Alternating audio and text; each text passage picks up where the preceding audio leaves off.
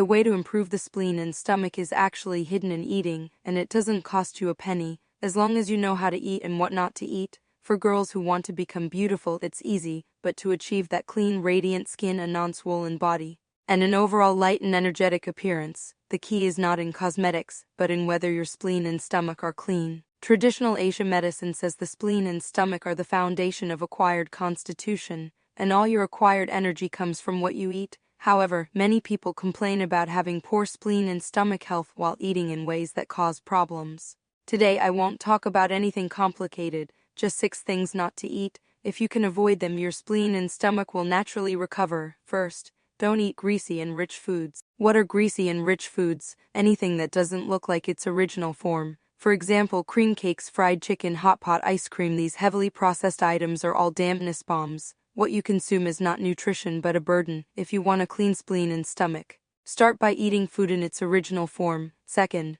avoid eating raw and cold foods. Note, this does not only refer to popsicles and cold drinks. Many foods are inherently cold, like milk, which remains cold-natured even when cooked. Watermelon and pears are the same. If your spleen and stomach are cold and weak, consuming these is like snowing inside your spleen and stomach, leading to indigestion, bloating, and loose stools. Third, do not force yourself to drink 8 glasses of water. Water is the source of life, that's true, but for people with weak spleen and stomach, drinking too much water can't be metabolized and instead turns into dampness in the body. The correct approach is to drink when thirsty, sip slowly, drink warm water, and don't treat drinking water as a task to complete. Fourth, do not treat whole grains as the main staple. Are whole grains good? Okay, but it's hard to digest. Your spleen and stomach are already weak, and if you eat whole grains every meal, it's like asking a person with a cold to carry a sandbag. They simply can't handle it. At this time, it's better to eat some millet, yam, or pumpkin, which are gentle and easy to absorb.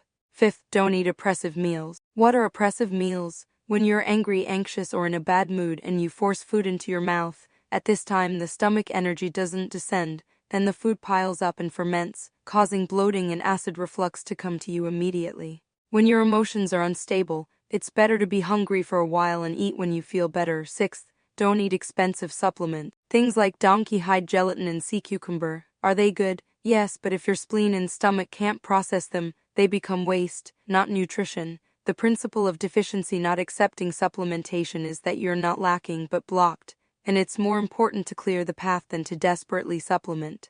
Look at these 6 points. None of them require you to spend money on anything. They're all about what not to eat. The true essence of nurturing the spleen and stomach is not to supplement, but to clear, not to add, but to reduce. Eating less of the wrong things is the best nourishment for the spleen and stomach.